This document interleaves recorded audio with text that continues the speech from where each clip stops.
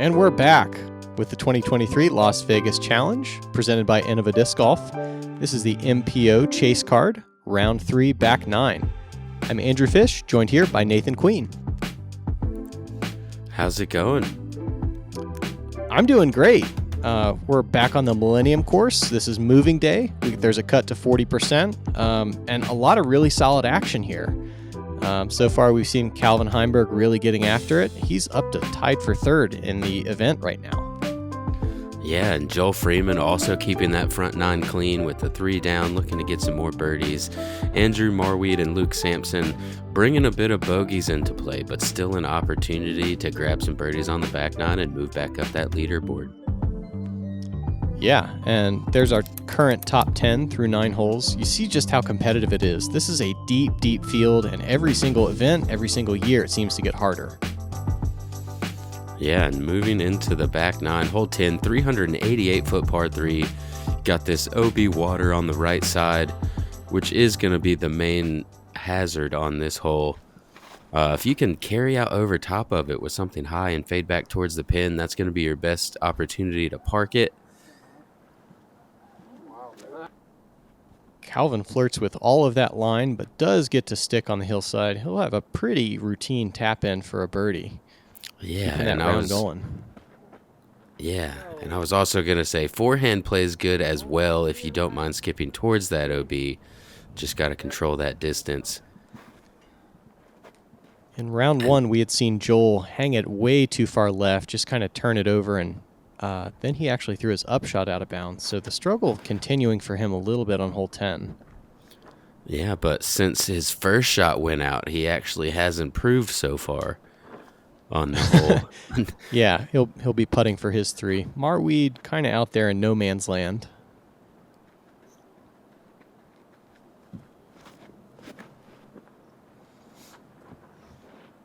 And Luke told me about this shot. He gave himself a little pep talk, said knew his round wasn't going the way he wanted it to. He needed to focus up, and that's a big clutch shot. Yeah, that's some big focus. It takes a lot of mental fortitude to hang your disc out over that OB when you're not having the best of rounds. Just feeling like it's all not going your way, but he does so nicely and is going to end up... Oh, no. Oh, no. I feel like I talked it into that, even though this is post-produced.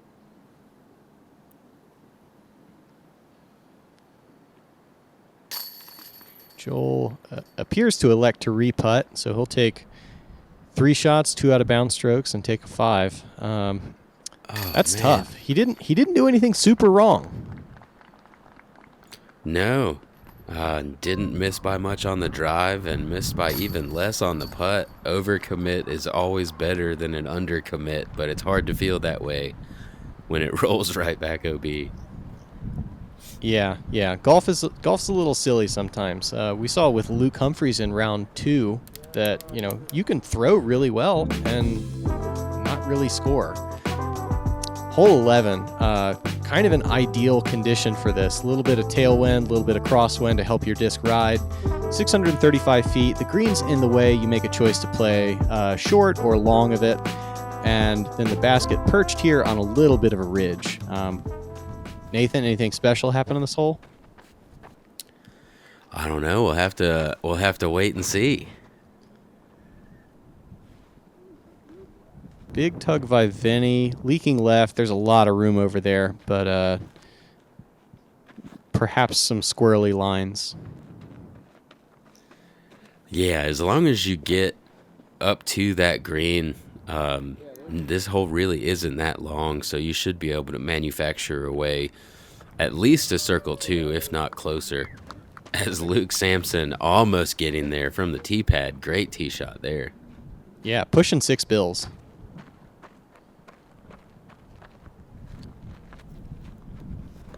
I expect a more conservative approach out of Marwede. Looks like single angle kind of shot. Just going to go left, and that'll likely leave him a forehand into the green.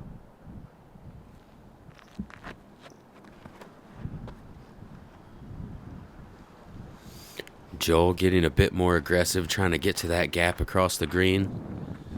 And he does so nicely. Gonna be in a good spot to pitch up for an easy birdie.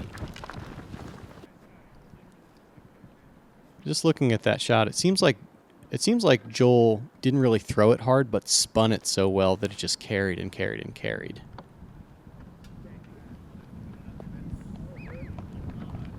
Lawn dart. Oh yeah, very nice shot.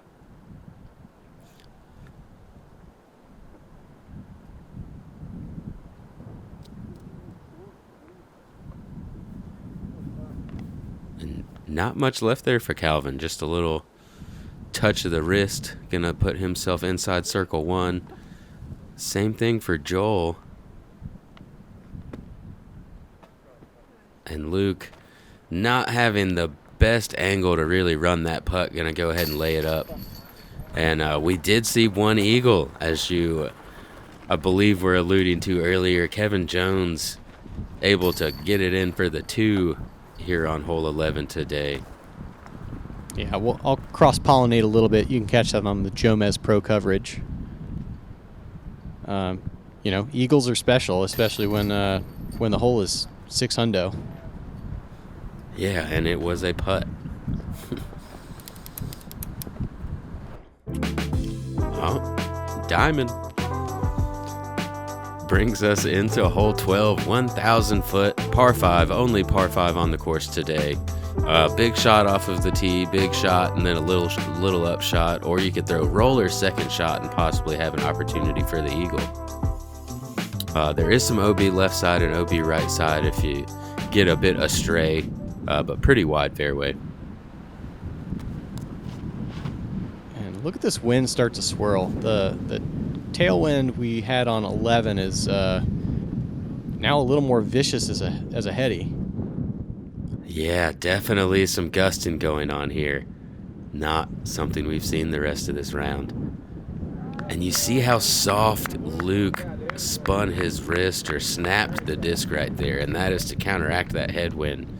Go back and watch that. You can learn a lot from that form in the wind. Yeah, a lot of ways to get it done, a lot of subtleties. Marwede doing a good job just keeping a neutral nose angle to drive through.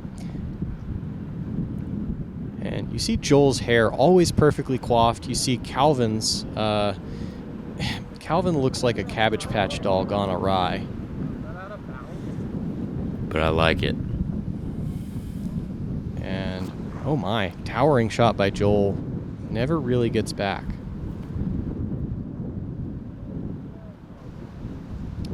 Yeah, and the wind all of a sudden just wreaking some havoc. And look at this disc takeoff rolling.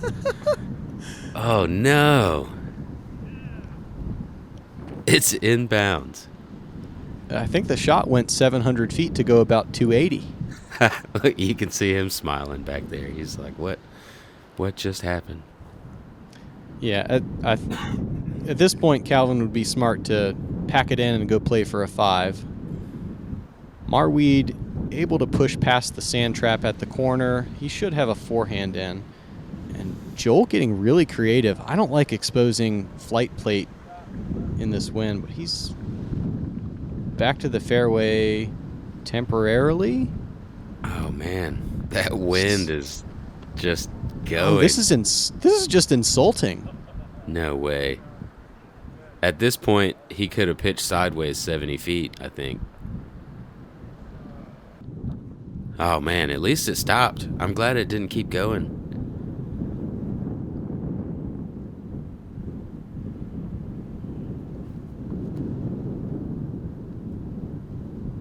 It's like a different day out here all of a sudden.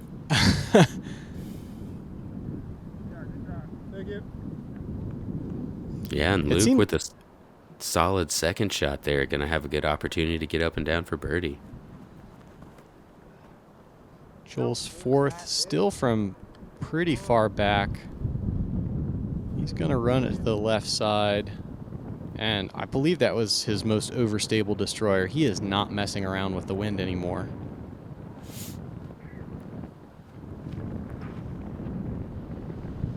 Check the background for an enormous novelty hat. Calvin using a lot of the left side of that fairway. That'll give him maybe 160 into the green. Nothing in the way. Still a chance at par. And Marwede using that forehand and a rotten reaction. Yeah, thought he was going to skip up there for a birdie look, but not quite. He's got a long look at it. Luke here, I'd say he's kind of in the lead on this hole. He's also in the lead in tour points. Is that right? Yeah, sure is. Luke won the Lake Marshall Open, a silver event last year, and then played pretty well at the New World Championships. And, you know, it's really good to start your season knowing that you got a little in the bank already. Nathan, you're a former Tour Championship champion. You know, big payday attached to that, but it's huge just to get in the top 32 and be invited to that. Yeah, absolutely. And a long season, lots of events go into that now. You've got 13 elite events, 2 elite plus events, then you tie in majors and the Silver Series events. Lots of disc golf happening to try to get yourself inside that top 32. Yeah, and deep field. It's a big deal, every event. I'm Andrew Marwede, and you can support me by going through any one of my sponsors, DGA Disc Golf, Great Lakes Disc, Squatch Disc Golf, and Mitten Bags. All of them, just search them on Google. There's plenty of stuff there to support me. And check out my new tour series, Hurricanes, coming out in a couple weeks. So, thank you.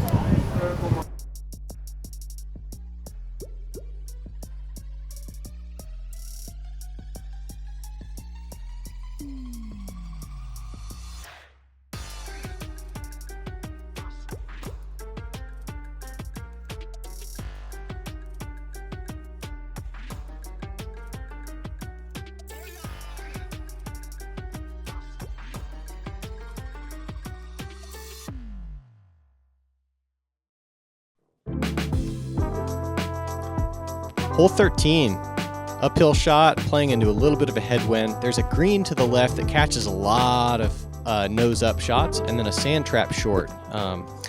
With these players' power, I imagine being able to push to the back right is their objective.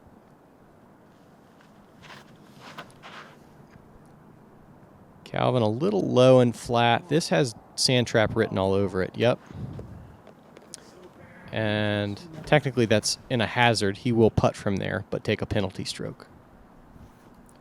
Yeah, I'd say ideally on this hole, you do kind of want a little bit of nose up because it is uphill, but you also need it to be moving right out of your hand to give it enough time to drift away. Yeah, I really like holes like this that are blind off the tee, and you know conceptually what you have to do, but you need to create a very durable concept of it during your practice round so that you can confidently execute your shot in the round. Oh, and Marwede just not quite enough height there. Ends up in that hazard bunker as well. And this whole plane closer to 400, probably a little bit over. And that is one of the things that can happen if you get too much turnover on it. He does get that tree to knock him back inbounds, though.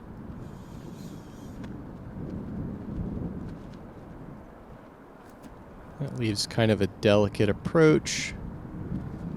And Joel nestles on the hill nicely. Marwede putting for his 3. Unable to convert. So you see a bunch of guys hanging around one down, even. This course, it was very scoreable, but as these conditions pick up and you play some harder holes, there's some pressure that comes with that. It doesn't feel as easy as it may have on the previous day. And you can see some of that pressure for Luke right there. Threw a pretty good shot, but OB right behind the basket, wind's picking up. Basket's on just the smallest little knoll, but he decides to lay up. He's had a lot of trouble with the with the round in general today, but a little bit of trouble on the putting green, and a smart play there just to keep those couple birdies that he's gotten. Like you're saying, though, hard to score as we move into hole 14, which has been lengthened a little bit from previous years, sitting up on top of a little hill now. Another one of those holes you almost play for a 3, especially now that this wind has picked up so much. It's easy to drift off onto that green and go OB, and the hole can get away from you. For sure. And certainly a headwind. We'll see how that holds up. We see Samson and Freeman both going with big forehands.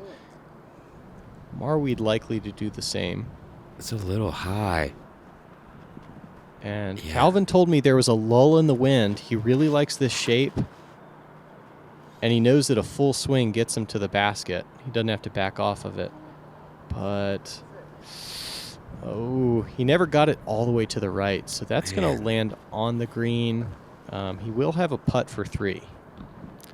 Yeah, this hole does shape very well for Calvin's style of throw. That low line drive that we were talking about earlier. I think if he had that just a little bit lower, it maybe would have drifted off to the right. Not caught that fade. But 3 layups besides that. Difficult hole. And not an easy upshot if you lay up short of the green back there. Still some hills in that OB green to deal with. Yeah. You gotta think about how you're going to get it there. Marwede just kind of sticks it right on the pole because he's a forehand expert. Joel's going to play a swing out to the right, nearly skip it in. But a common play is to... And a good stick by Joel. You see the little fist pump of appreciation for himself. A common play is to go off of that green and get your momentum going sideways so that you nestle on the hill. Yeah, that was a much-needed save for Joel there. Keep any bit of momentum he's got going with that 1 under round. And a nice save for Calvin, keeping him trying to make that lead card push for tomorrow.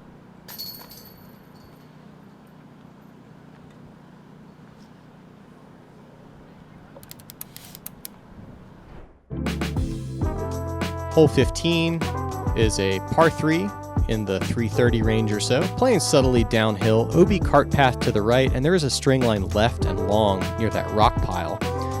The wind was really picking up here, so everyone's going to go overstable, backhand hyzer.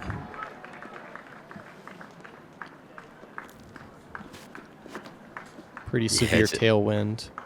We see Luke give it some height with a mid-range. Yeah, not bad, right around circle's edge. It's interesting what the difference of watching the front 9 and what we're watching now. We had all that green on the front, and all of a sudden that wind's picked up, and those scores on the bottom look a little different.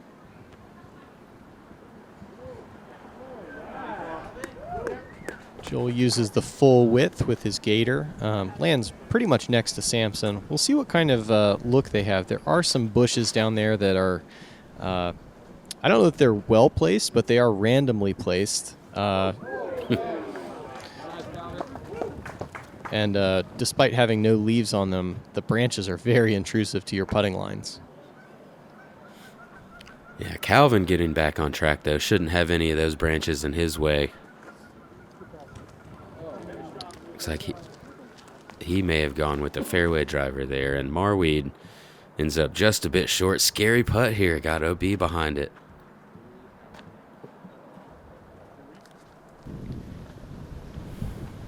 Look at this wind. Joel kind of plays for a drop. And Samson's a big boy. He's 6'5" or so, full extension, but still can't manage to find the basket.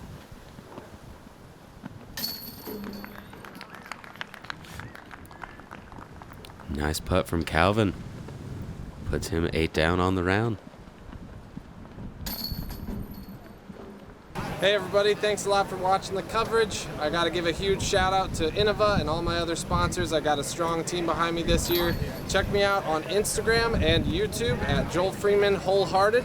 I hope you guys all learn a little something on my YouTube channel, so I hope you guys enjoy. Thanks.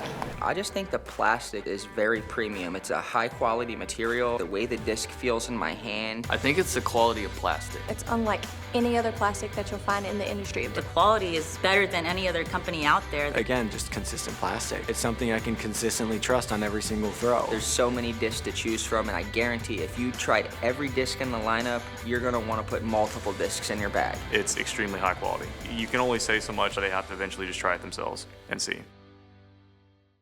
Another birdie would seal the win here. Yeah! For $35,000. Congratulations, Ricky Wysocki, your Pro Tour champion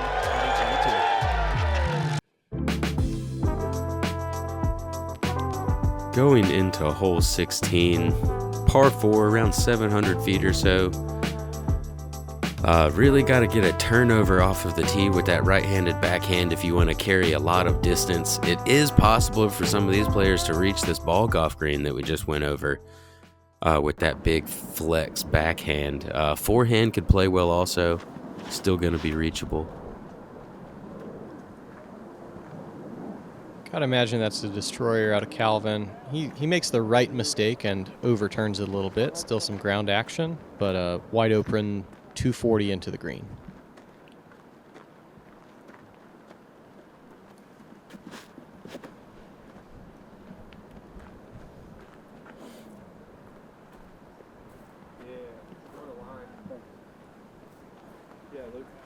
And Luke getting the full flight out of that, getting up there close to that ball golf green, which is just something I don't quite have the distance for, but it is so fun to watch. Yeah, that's definitely the appeal of this style of golf, to see, full flex mashes and being able to set up, much easier approaches. Especially, like, this basket is perched on a hill, so the shorter your approach end, the less speed you have to carry into it.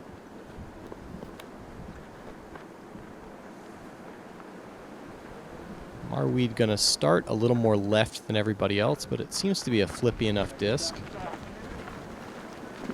Oh yeah, gets a big drag off to the right side.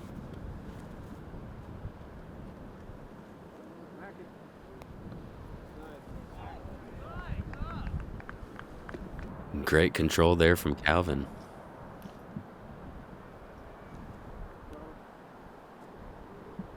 Don't love that from Marwede. You think he's playing the forehand to, play with the hill a little bit, but he doesn't give it quite the width it needed. Still inside the circle.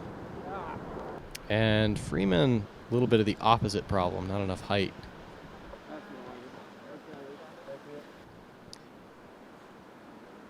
Luke, just so far up there, didn't look like he really had to do anything to get there. Yeah, that was all wrist, no body.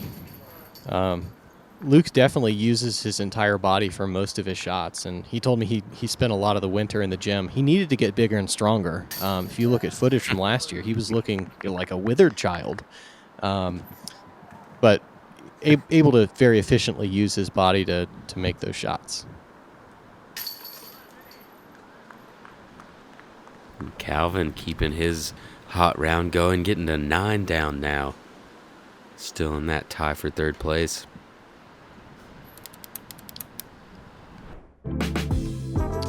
Hole 17, there's a cursory triple Mando with that archway, and then we're likely to see 4 flex forehands kind of working their way through these trees, over this rock wall, and to grandmother's house at the basket. There is out of bounds to the left, and then rope line and driving range to the right.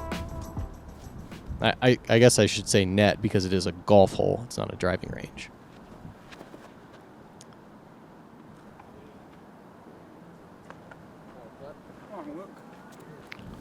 Yeah, pretty common shot there. Difficult to get the flex how you really need to. Something I was talking about earlier on.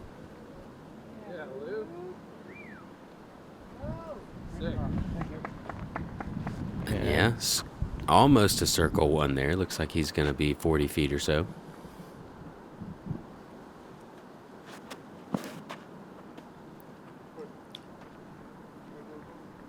1 foot higher, and I think that's a parked shot. But that hill is a quad Mando. I was gonna say the same thing. I really wanted to see that without that little ground touch. It looks like it had just enough stand up. It was gonna drift left but not finish very hard, which is the exact flight that you need here. Yeah, I think this hole really sets up well for the way that Freeman and Marwede throw, like kind of a high release hacking over on the disc. And Joel expressed some surprise at how that Firebird flew. He was surprised that it never really got out of it.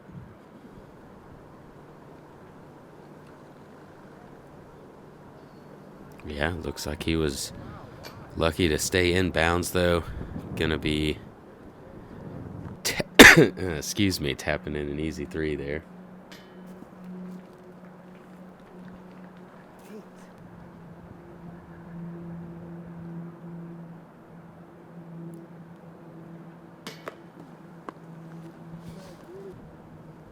And nobody able to convert on this. It certainly is playing as one of the trickier holes. Like, there's a lot of things you have to navigate to get in putting range.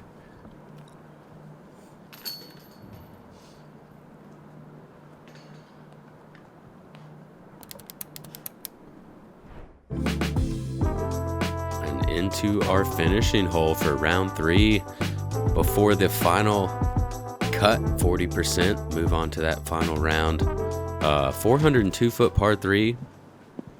Pretty straightforward. You've got that OB ball golf green in front of it. But as long as you hit that with a little bit of speed, you've got a hill to stop you. Height control is a big one to finish here. Playing into a headwind. No match for Vinny. The man's pretty dialed right now. He's at 9 and a good chance to go to 10 to close out here. Samson, a little bit of a force over, and if this stalls... Wow. Yeah. Love the spotter's enthusiasm. I can say, having watched about 20 shots come in, they weren't going long of the basket. The ones that were in birdie range are short on the hill.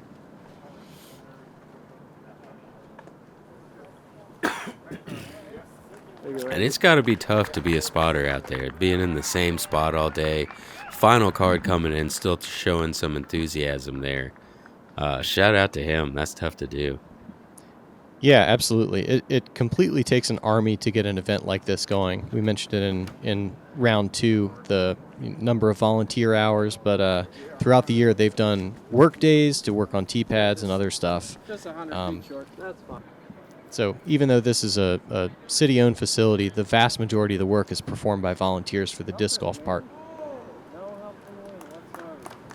Oh, and Joel expecting a little bit of lift there with that headwind, but going to have a tap-in par to finish his round. Not quite what he was looking for, but he is going to be in that 40% cut. Great putt and great finish by Marwede. He's kind of riding that second round as the bulk of his under par scoring. Luke with a solid finish. And both of them sitting at 16 down overall and well inside the top 20. That's really good. One more round to go on the Innova course.